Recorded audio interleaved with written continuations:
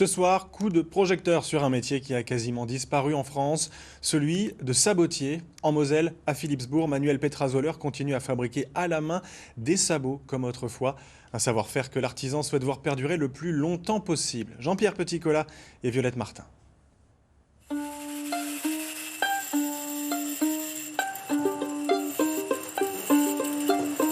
Depuis le fond de son atelier, il répète inlassablement les mêmes gestes et cela fait 27 ans que ça dure. Manuel Petrazoller manipule ses blocs de peuplier ou d'aulne avec la précision de l'habitude et de l'expérience. 10 minutes, pas plus, c'est le temps dont il a besoin pour transformer le bois en une paire de sabots et sans croquis, s'il vous plaît. Moi je le fais à l'œil, j'ai des confrères qui le font en esquisse, mais après tant et tant d'années, si j'ai pas le compas dans la tête, il faut que je change de métier ou je me prenne la retraite. Depuis 1996 et l'ouverture de son atelier à Philippsbourg, Manuel a eu le temps de perfectionner son savoir-faire. Cet amour du sabot, il est tombé dedans non pas quand il était petit, mais peu après avoir rencontré sa femme. Son beau-père était alors le dernier sabotier du village de Sourtes.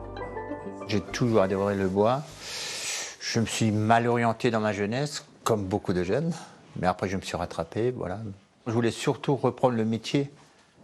Parce que sinon, dans la région du beach, de notre beau Beach Holland, le métier serait perdu aussi. Hein. Et ça, c'était important? Très important, pour moi. En France, les sabotiers se comptent sur les doigts des deux mains. Dans le Grand Est, ils ne sont plus que 3. Et peu à peu, ils ferment définitivement leurs ateliers sans trouver de repreneurs. Pourtant, la demande est toujours là. C'est simple, vous regardez une gravure de 1950, 1960 ou plus ancien. Tout le monde avait des sabots aux pieds. Et surtout quand on est en proche Alsace, la tradition est toujours ancrée avec ces fameux sabots. Tous les ans, les gens ils reviennent acheter une paire de sabots pour aller au jardin, que ce soit au printemps ou à l'automne. Une tradition qui attire les curieux. Une cinquantaine de touristes bretons étaient en visite ce jour-là dans l'atelier de Manuel. 10, 12, voilà. Avancez, avancez. Avancez, avancez encore. Oui, là, c'est le sabot peuple.